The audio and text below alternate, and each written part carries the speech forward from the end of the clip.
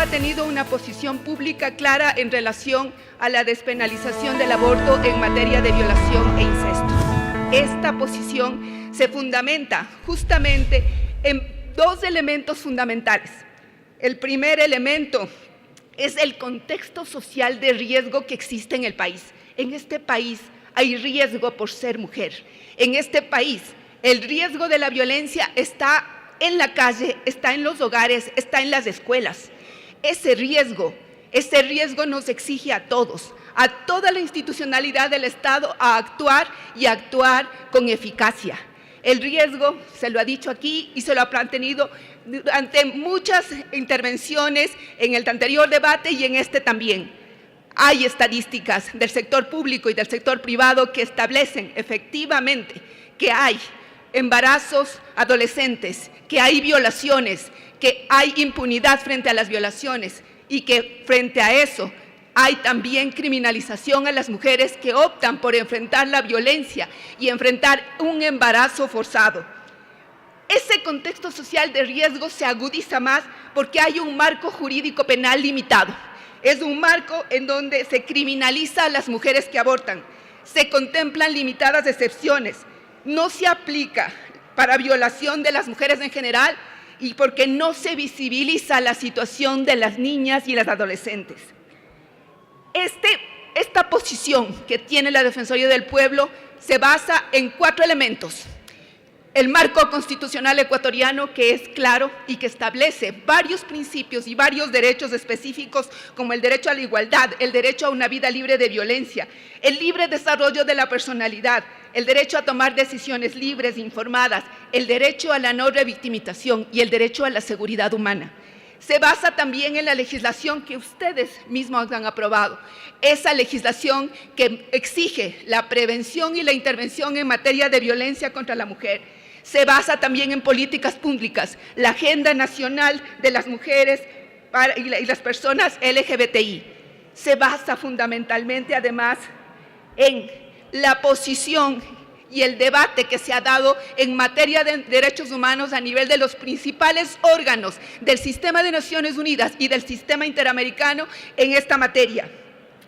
Señores asambleístas, señores y señoras asambleístas, 5 comités de Naciones Unidas, comités que supervigilan el cumplimiento de los tratados de derechos humanos, tratados ratificados por este Estado, se han pronunciado y han sido unánimes en recomendar al Estado, y particularmente porque es de desarrollo normativo a la Asamblea Nacional, que se despenalice el aborto por violación e incesto y malformaciones genéticas. Son 5 comités de expertos que valoran y que además hacen una reflexión en materia de derechos humanos y que ven el factor del riesgo y que determinan efectivamente que frente a eso se tiene que actuar, que es obligación del Estado actuar. A estos 5 comités se une un procedimiento especial y se une el Consejo de Derechos Humanos, que en el último EPO ha recomendado específicamente eso. Ha recomendado la despenalización del aborto por violación. Los instrumentos de derechos internacionales de derechos humanos no son meros instrumentos retóricos, generan obligaciones porque están atados a los tratados de derechos humanos. Señores legisladores, si ustedes no legislan conforme a las recomendaciones emitidas, en los próximos años serán convocados, el Estado ecuatoriano será efectivamente convocado y tendrá que rendir cuentas por esta falta de correspondencia con estas obligaciones. El Estado ecuatoriano tiene una deuda histórica y esa deuda histórica tiene que recordarnos algo fundamental. Son 130 años, más de un siglo, en que se penalizó el aborto que producen las mujeres, que es esa opción que toman las mujeres. 130 años, señores legisladores, estamos en una sociedad distinta y no podemos reproducir los factores que estaban vigentes hace más de un siglo.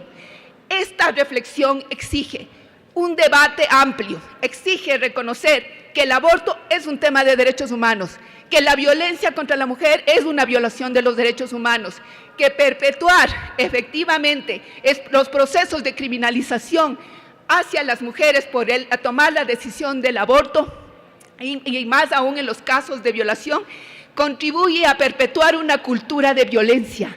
Este país no va a cambiar si no cambiamos los patrones culturales y si los legisladores no responden a la realidad que está vigente en este país.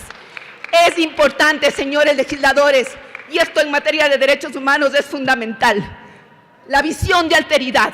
La visión de alteridad nos obliga a vernos en el otro, y esto involucra que cada uno de ustedes, hombres y mujeres de esta asamblea, se pregunten qué harían si a su hija, a su esposa, a sus seres más cercanos, a sus mujeres más cercanas, las violan y luego se embarazan. ¿Qué harían?